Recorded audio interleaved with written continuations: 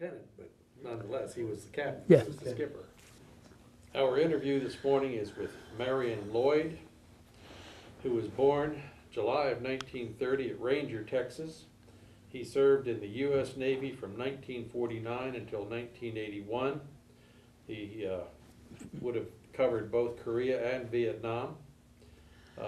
He attained the rank of E9, Master Chief. This interview is being conducted in Burleson, Texas.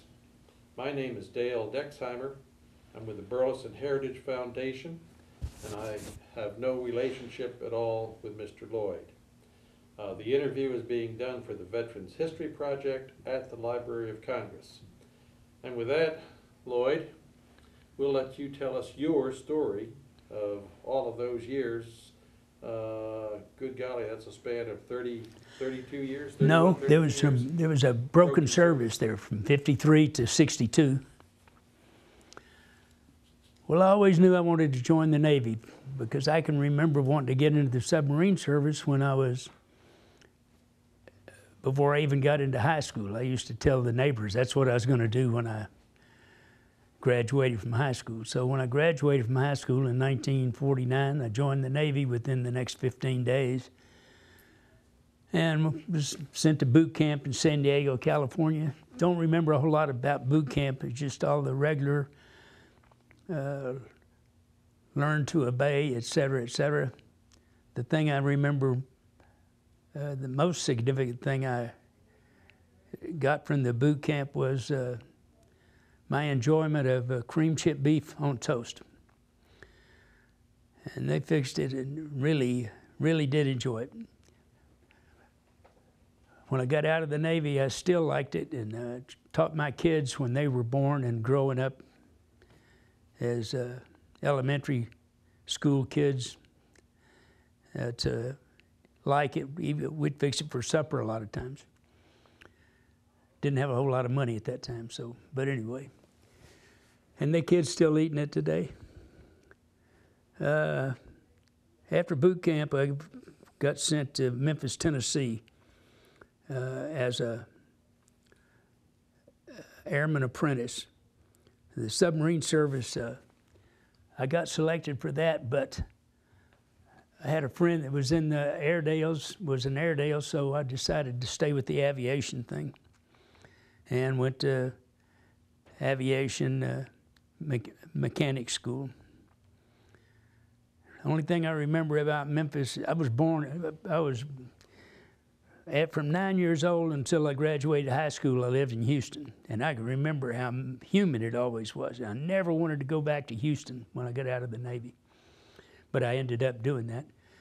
But when I got to Memphis, I just thought Houston was humid, hot and humid. Boy, that Memphis was the worst place I was ever in as far as that was concerned. I'm not kidding you. Really enjoyed going to the school there. Got transferred out of Memphis. I got sent to Moffett Field, California, to VC-3. It was a composite squadron, had a bunch of different types of aircraft. I can remember first thing they do with a young airman coming out of A school is they put him on the flight line, of course. And we used to have the old Bearcat. I mean, VC squadron was a composite squadron. It had all kinds of, we had one of the first jets, the F-3D. It was after the F-9F, but it was the F-3D. It was a twin engine jet. And all the way back down to the Bearcat, which was famous from World War II. But the wings on the Bearcat, golly, I don't remember, they were sitting up alongside the fuselage, and when you spread the wings, because they folded the wings because of the carrier operation, of course, to conserve space. And so their wings folded alongside the fuselage, and when they decided to get ready for flight or go to the catapult or anything, then the wings would sweep out. And you had 3 or 4 guys on each wing to push them out. Well, of course, I'm brand new, my first day out on the flight line, and I'm out there with them pushing it out. and everybody else let go and dropped down, and I didn't. I stood there, and the wing didn't catch, and it came back and caught me here. I got a real nice scar right there. That's one of the things I never forgot. I never did forget to duck after that. Then they asked for volunteers for the first cruise on the Valley Forge, and of course that's what I wanted to do, is go overseas anyway, so to being in the Navy. And so we stopped in Hawaii, we stopped in the Philippines, and then we went on to Hong Kong. While we were sitting in the harbor at Hong Kong, the Korean War stuff started. So they recalled everybody to the ship. They sent us from there to the Philippines to Subic Bay to load up supplies. Just hurry up, and then we got to Subic Bay, and I think we sat there for a week. And then we went up and operated off Korea. One of the things I remember most about operating off of Korea is you'd be out on station for 30 days, and then you'd be in port for 30 days. Get resupplied, re-ammoed, re-everything. And so one of the 30 days out, then the Boxer was supposed to come and relieve us, another aircraft carrier. Well, the Boxer broke down in port, and they didn't get out. So we ended up doing 90 days out on station. And at one point, we were eating spaghetti twice a day. And not much at all for breakfast, but we got spaghetti for the other 2 meals. The squadron I was in was a night fighter attack squadron. We had the AD 2 and 3 ends, and F4U 3, 4, and 5 ends. I was a plane captain for the F4Us, and I know one time where we were early morning, 3 o'clock in the morning, we'd have to get up and go get the planes ready for launch. Some days. And that particular day, nobody got up.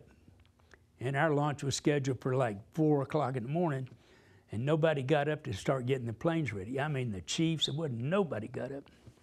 And I'm still a little airman, so I figured, well, hell, nobody else is up, why am I going to get up? And sure enough, we got our butts chewed out pretty good. But anyway,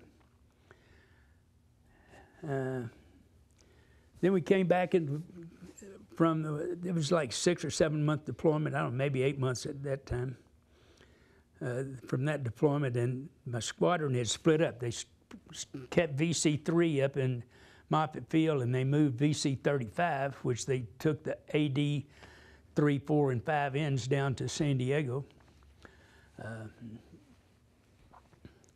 to North Island. And so I wanted to become an air crewman, and so I went with the VC-35 group. And then when it came time, see, I ended up making 3rd class. Oh yeah, we went on another cruise. Went back to operating off of Korea, and it was on the Valley Forge again. And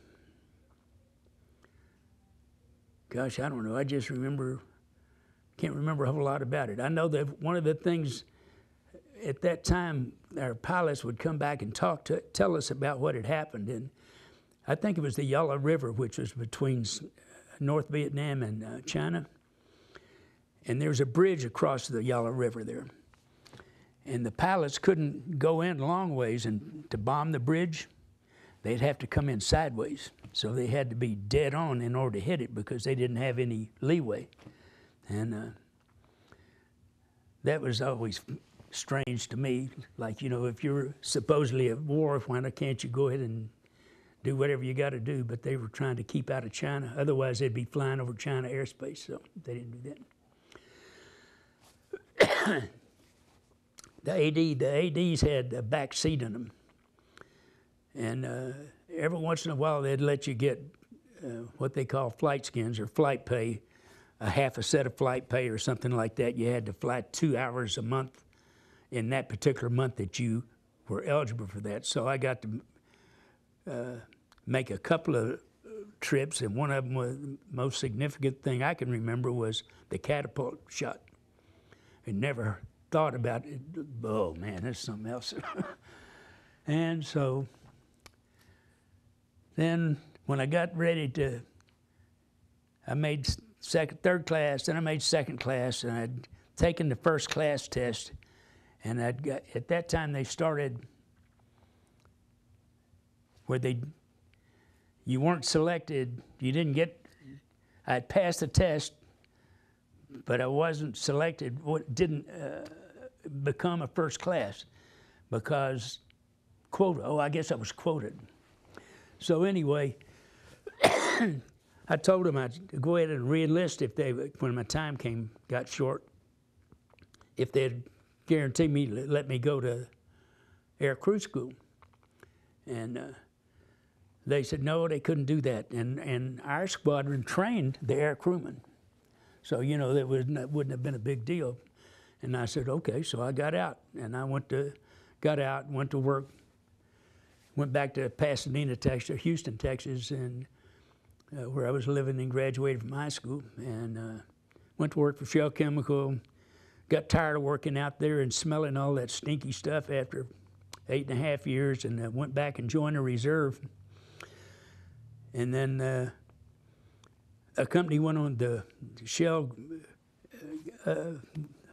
union went on strike, and they kept bugging me about coming back on active duty since I was just a reservist, you know, to recruit and stuff down there in Houston. And I told them I couldn't do that because when I got out at a second class, I was only making $152 a month. You know, and by then I had 3 kids and a wife and 3 kids in the house I was buying and stuff. And they said, well, let's figure out how much you'd make now. And I'd forgotten they got a whole bunch of raises. So, and it came out where I would be making like $20 a month less than I was when I was working at Shell. So I said, okay, I did that. Just loved it, man. So I went ahead and went back on active duty because they kept asking me to do that. When I was recruiting down there, I ended up, we were recruiting for the Naval Air Station Dallas Reserve programs. Ended up winning the recruiting trophy for the Reserve Command for that year. So they sent us out to California to go through the P3 plant at Lockheed and all that stuff. Because Houston was just cherry for recruiting for Airedales. You know, you could just get a whole bunch of guys interested in going back in for that stuff. And then I became an instructor, went to instructor school, came out first in my class.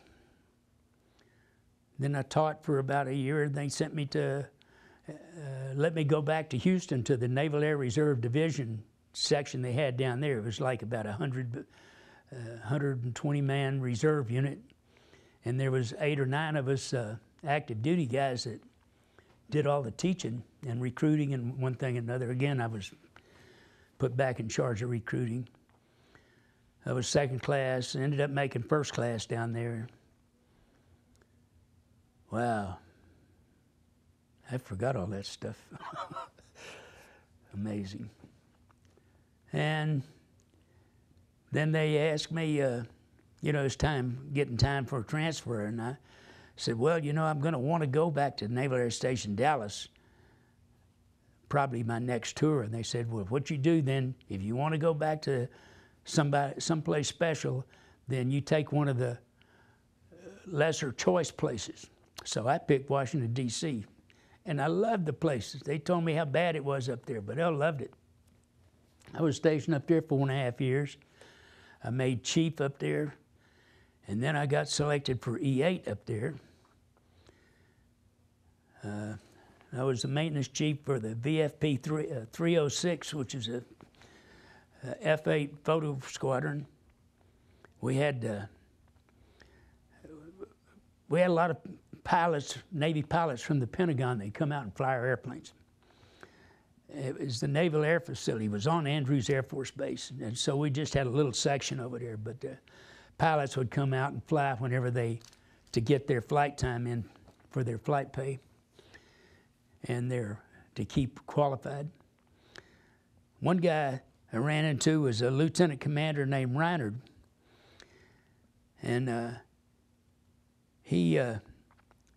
again, I was in charge of the flight line, and I had myself scheduled for evenings at the time because there was some night flying going on.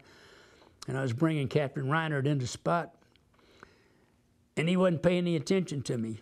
And his wingtip touched one of the, what we called a hupper, which was the starter, pneumatic starter for the F-8's Crusader.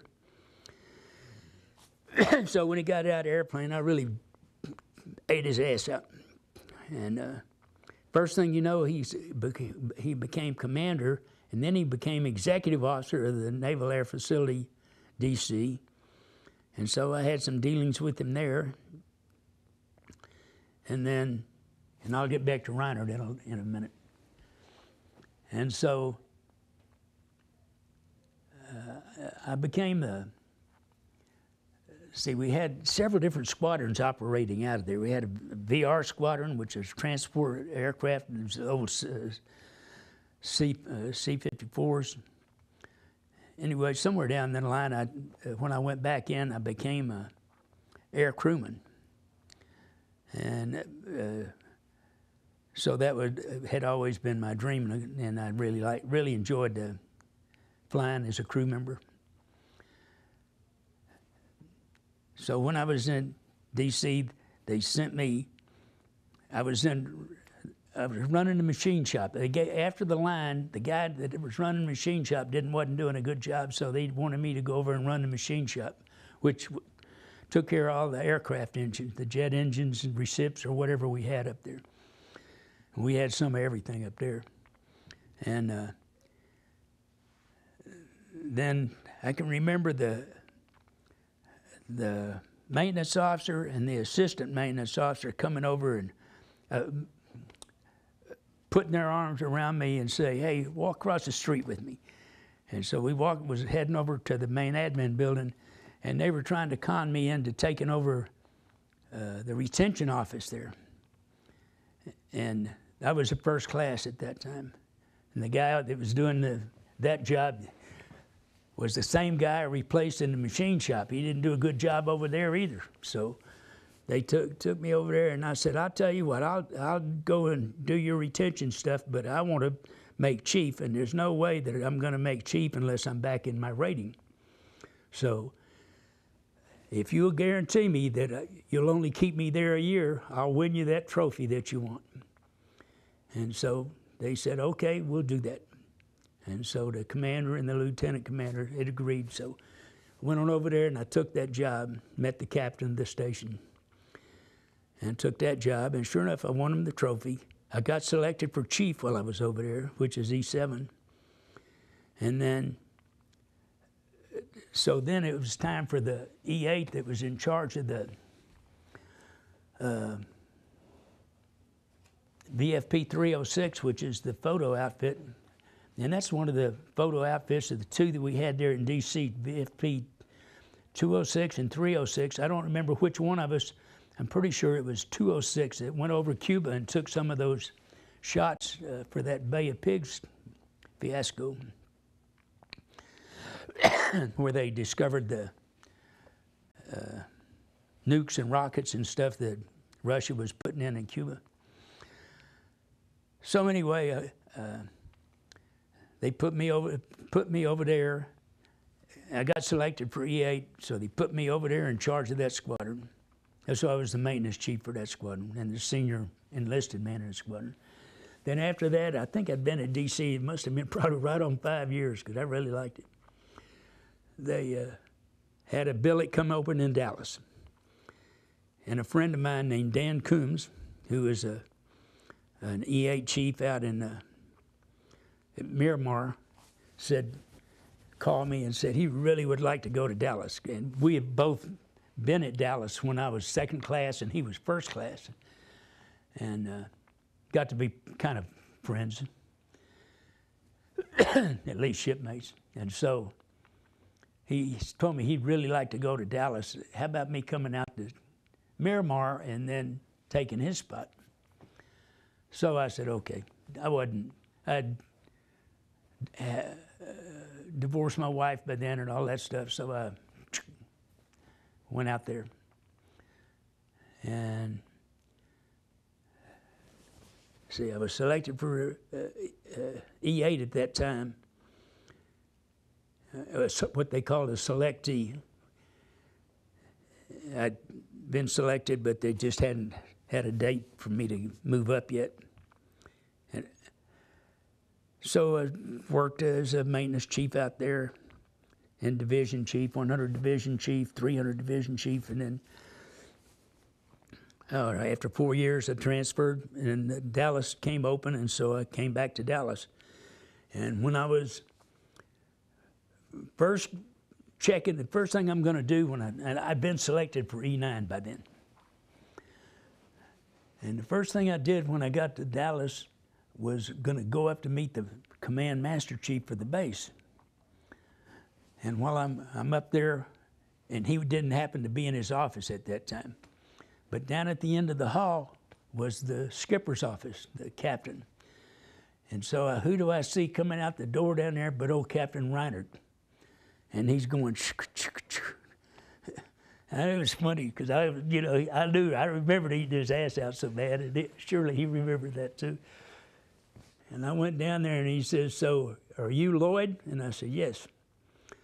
"Yes, Captain." So he said, "Well, let me tell you what I need you to do. My command senior chief down there is getting ready to retire, and I'm going to need a command master chief. So how about you being the command master chief?" And I says, "Yeah, I mean, you're the captain. You can do whatever you want me to do." So I was his command master chief for about a year and a half. And he used to stay in the office a lot. And every once in a while I'd go down there and say, "Hey, get your hat and let's get our ass out there and meet some people and see what's going on around the base." And so he decided he liked to do that. And so every week we'd go cruising around the base to the different departments and see what's going on. And he really liked that. I really liked that guy. He ended up making rear admiral, and went down as the chief of Naval Reserve for a while. Anyway, I really liked the guy. I don't know. Then I went Cinerestra, which was the chief of Naval Reserve training, ended up finding out that of course they knew I was a mech, and so they wanted me to go down, and they ordered them to send me down to take over one of the squadrons as the maintenance chief of the squadron, the command master chief of the squadron, and all that stuff. So I went down and did that. While I was at Miramar, one of the things I did is I won them trophies, help them win trophies too. I just was a trophy guy. I like to win trophies for our squadron. Also got a trophy won for 306 when I was the maintenance chief down there. And then, all of a sudden, I decided to retire. So I called my friend up in D.C. and that I'd known probably 12 or 15 years. Don't remember his name right now, but I told him I need to retire. And I said, I don't want to wait 60 days. So he said, go ahead and put your papers in and I'll take care of it. So I put my papers in, and I'm sure the Navy Department don't want to hear about that. And so within a week, they came back approved for retirement for at the end of that month that I was in. My commanding officer and officer in charge down at the VF squadron was really upset about that. And he called me in and talked to me about it and stuff. I told him, I just need to retire. I've been in long enough. Here I am, 50 years old suddenly, and I'm still in the Navy. I said, you need some young blood up here. And so he said, well, how about extend it at least for another 60 days or something? And I said, okay, I'll go ahead and stay another 30 days, and then I want to retire. And so we did. They let me out. I don't know what else to say. And I've enjoyed my retirement. Now I've been retired longer than I was in the Navy. I got my legs broke after I got out of the Navy. Semi backed into me, pinned me in the side of a forklift. I was working as a, well, let me go back to start another little story. Right after just before I retired, I was a little short of money, so I went to work as a casual at a freight company, East Texas Motor Freight. And I was doing that about 3 days a week and making sometimes $300 or $400 a week because they paid really good for the longshoremen at that time. And all I was doing was loading and unloading trucks. So when I was ready to retire, one of the foremen down there was getting ready to retire from the freight company. So the boss asked me, he says, were you interested in becoming one of the foremen? I says, well, yeah, I'm sure I would. So I went and he said, come by and see me one day. So I had business in town, and I was in my uniform, and I went to see him, and he said, hey, I didn't know that. He said, I'm an Army brat. And so anyway, he said, he decided he's going to hire me to replace that foreman, and it was because of my naval service. One of the things I learned after I got out was there's so many of the civilian companies that have autocrats for bosses, and they didn't have the supervising skills that the Navy chiefs and master chiefs, et cetera, have. And so I always got along with the guys. Some guys I found you had to kick in the rear end to get them to do the job. Some you just pat them on the back once in a while. Whatever it took to get the job done, we always managed to do that Navy-wise, and it worked out real well in civilian life for me.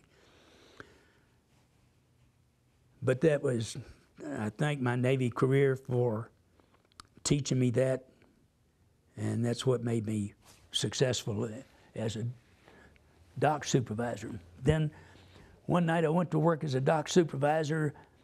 Forklift was down below the dock, was stalled and wouldn't start for him, so I got down there because I knew what to do. And while I was working over the side of it in the engine compartment, they backed one of the semis into me, pinned me against the side of the forklift, broke this leg, broke both my legs, and so I got messed up after that. But after that, it was really nice that I had that Navy retirement coming in, because when I went on Social Security disability, that was the only way I could make it. If I'd have been only on Social Security disability, I would have been bellied up. I had a hole in my leg. I could reach in and touch the femur for 2.5 years. I could put 3 fingers in and touch the femur. So again, good old Navy saved me. I loved it. That concludes my interview. My portion. Which includes it except for my question. Yeah, that's my portion, pardon me. Good interview, really. A lot of interesting stuff there. Interesting to me, anyway. Interesting to everybody. Did you have any family members who had served in the Navy? No. Or? Now, I was an only child. My father was an alcoholic, died at 74 when pneumonia in a one-room joint up in Amarillo. And my mom raised me. When we went to Houston, I was 9 years old. She had been working, I mean, that was during Depression, but she'd been working the whole time. And she got a raise when she got transferred to Houston in 1939, and she was making $19.50 a week. And I don't know how she managed, but she raised me, and I never did go hungry or anything. I can remember all the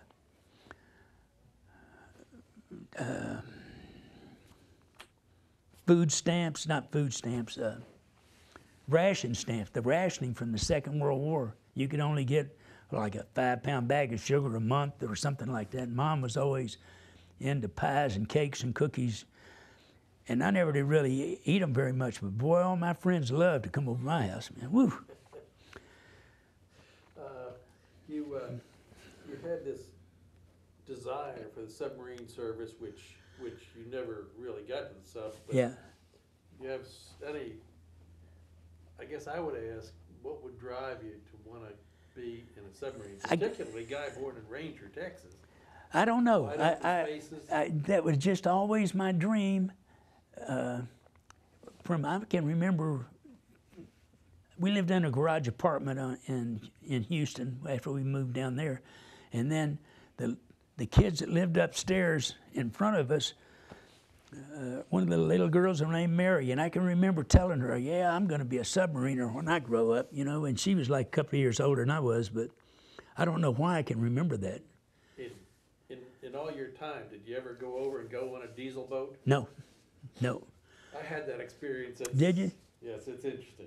Anyway, you liked the Navy cooks throughout your career. Oh, yeah. One of the things I forgot, man.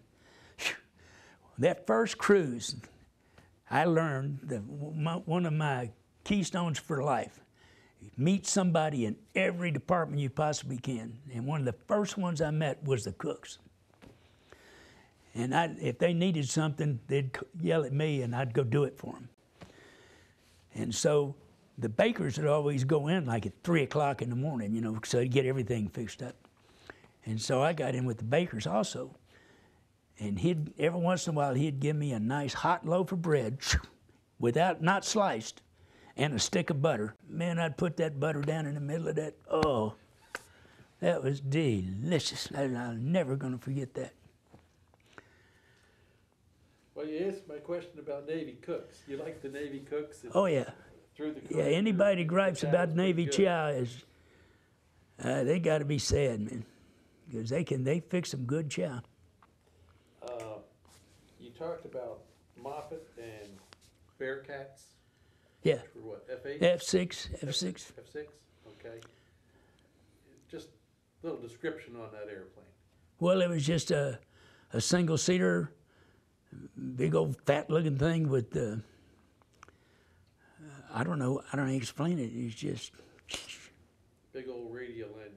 Yeah, big old radial engine. Yeah, and you know that at that time when I was first in and went to school and everything, there wasn't any ADR, which was for recip engine, and ADJ with the jet engine mechanics. AD was the aviation machinist made signifier, and so I was just an AD. And then so when I got out and went back in, they said, "Hey, do you want to be an ADJ or do you want to be ADR?" And I said, "Well, I always worked on the recips. That's pretty much what we were operating with." And they said, "Well, if you take the J designation, you get extra $25 a month." Well, sure, I'm going to do that. So I did that, and it worked out well. When you went on the Valley Forge, operations off Korea, F4Us, which were Corsairs, right? Yes. Okay. And then these AD 3, 4s, and 5s. That was the, wow.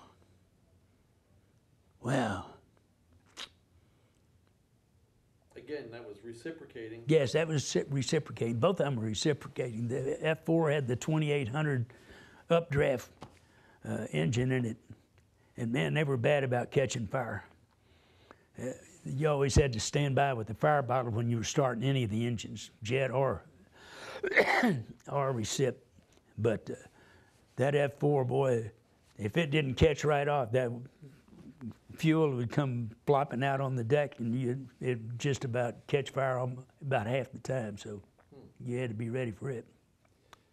These rides you went in or went on in the AD series.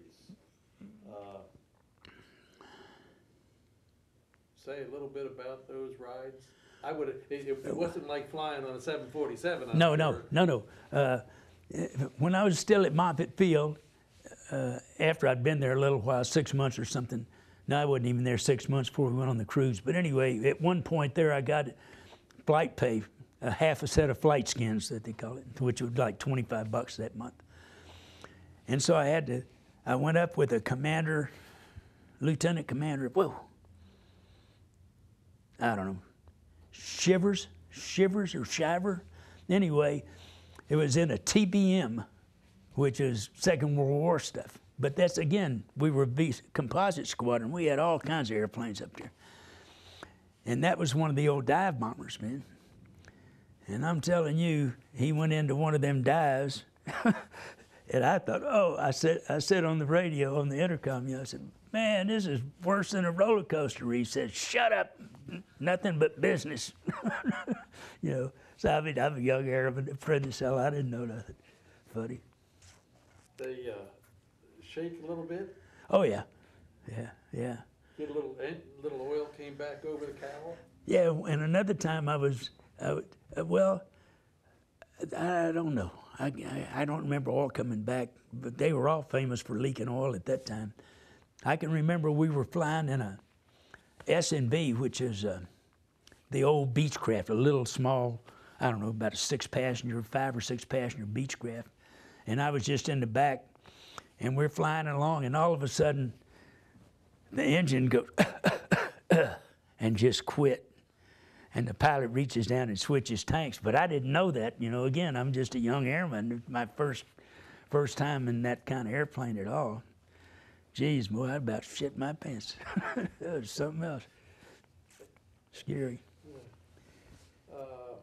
The catapult shot. You got quite a kick out of that. Oh yeah. Can you describe that a little bit? Well, I don't know. It's just. As compared to say the roller coaster, or. Well, I don't know. It's just a catapult shot is just different than anything that you can imagine. You better have your head back against the cushion because it's going to slam it otherwise. Did you have a helmet on? Yeah, had all the gear on. So, but even if you have a helmet on, if you're off that cushion and your head goes back, you're still going to slam it. I can't remember anything special. I know that when. After I got up to be senior chief and master chief, I'd take some of the guys on some of the cruises that we'd go on, take the reserves, and I'd be out in the middle with the cat officer, the guy that would give it and let him go, because I'd be out there and my maintenance guy would be in there checking everything, and I would be the one to give him the thumbs up for him to shoot the thing. That was always thrilling, but. They were steam catapults, weren't they? Were they steam? Yeah, they were steam at first, back in the Valley Forge days, and then they were the hydraulic later. Okay. The fancier ones. Well, it was on the Philippine Sea. Went over and met the Philippine Sea with the reserve complement. They were going to send our air group onto the Philippine Sea, and it was sitting in, getting ready to be in Hawaii. And I talked to the air group E9 up there and told him, well, look, if they're going to do that and all they're going to do is come back to the States from there, why don't we send some of our chiefs over there to meet the people on the ship so that we can look at our spaces, what our spaces are going to be, and then make recommendations when we get back to our people as to what they're going to need to do. And they talked to the air group commander, and they decided that was a good idea. So they sent me and, I don't know, about 6 or 8 other guys from the different squadrons in the air group. And we liaised with the ship's people. And it was good. You went on to Houston, won a recruiting trophy, and you said Houston was a real hotbed. You could reach out there and recruit a lot of guys. Yeah. Why? This would have been, what, early 50s, mid-50s? This was 60. 61 and 62. Okay. Why do you think it was so? Why could you recruit so many folks? Well, there wasn't any war stuff going on at that time. And then, and the people, you were getting young guys pretty much that had been in the Navy for a while, or Air Force or Army even, and you could bring them in at their old rate. They could do 2 days a month and get 4 days pay for it. And money wasn't scarce, especially back then, but for young people everybody was starting out pretty much. And so some of them had come right out of the Navy, and right after I'd contact them, they'd go right back in the reserves, Had a good retirement program, everything else. You love D.C. Really enjoyed. Yeah, I really enjoyed D.C. Golly, I got to see so much in D.C. Did the family stay in Houston? No, the family decided they'd go up to D.C. with me. And so my kids were in, the youngest one was like 8 or 9, and the oldest one was like about 12, 13. And so every weekend, I mean, you know, hell, I was second class. I didn't have no money. And so every weekend we could go someplace different. The Mint, we could go to the FBI, Smithsonian. The Smithsonian, we never did see all the Smithsonian, you know, and for free. And them kids just, they liked all that stuff. So you got to take your family, and you had a lot of free entertainment. It was, and that's one of the reasons that you really enjoyed the Right, there. yeah. At that time, there wasn't so much crime in D.C. as there was later. You worked with VFP 206, 306? I was VFP 306. We were squadron the two different VFP squadrons. One was one air group, one was the other air group.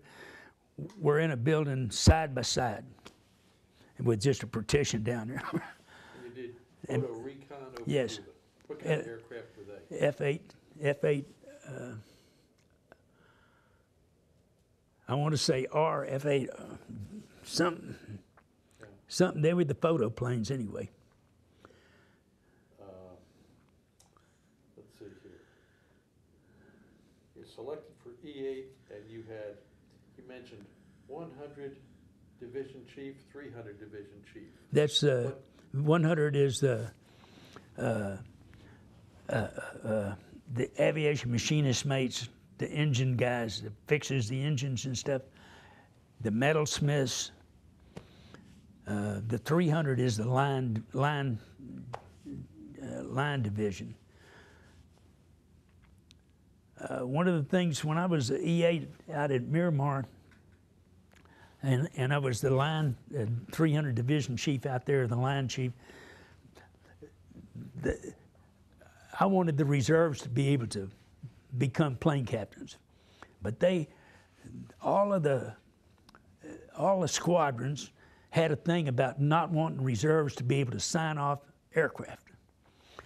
And so I argued and fought with them people about that stuff. And then one day, I'd always send my active duty guys out to pre-flight the airplanes, come back and sign off the yellow sheets. And then when am I done? No. And when the reserves had come in, I'd send them out and let them go with one of the plane captains and see if they what all they could learn. And so it got to the point where I had my active duty guys look at the planes, get them ready. Then the reserve would come in and go out and look at the planes without the active duty guy. And so this one reserve, a tall black kid, and I just loved him to death. And he went out there and he came back in one day and he says, "Senior Chief, I found this in the wheel well of that airplane out there." And he showed me it's a robin's egg, you know, all spotted. And so there was a nest up in that wheel well that my guy had missed. I took that over to the officer in charge and I said, "You see this? This young man here found that, and he's a reservist, and your active duty guy missed it. So what the hell why can't these guys?" And so they started letting them become plane captains after they qualified, you know. So I was always happy with that. And that same guy, later on, I went out to the Naval Air Station, Fort Worth, after they moved Carswell out and put, I forgot all this stuff too. And this guy, Howard, was this kid that I'm talking about. He's now the E9, the Command Master Chief at the Naval Air Station out there. And he liked me so much, and that's the reason he ended up staying in the Navy and became an E9, and so he did 30 years. He retired a couple of years ago now. One last question. Sure. Command Master Chief at NAS Dallas.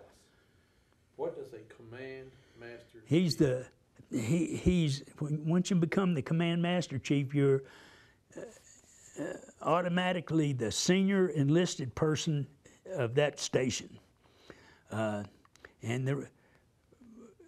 the only guy you got to report to is the skipper, who was Captain Reinhardt in my case. And I represented all the enlisted men. If they had a gripe, they could come to me and I'd see what I could do with it. If I thought it was warranted, I'd go see the captain. I didn't like the watch bill, the way the watches were set up, because a lot of them were redundant. I had too many people on watch at one time. And I got my, board and took like that over there and took it into the skipper's office and showed him just what I wanted to do. And so he said, you did a good job, but I want to tell you right now, I'm going to adopt it, but I want to tell you right now, don't ever try to oversell your program, because you'll kill it. So that was another lesson from Reinhardt. I loved that old guy. He was a good teacher. Lloyd, we appreciate your time, sir. Appreciate the interview. I really enjoyed it. We're all very thankful for your service, sir. Yeah. Thank you very much. I liked it. I mean,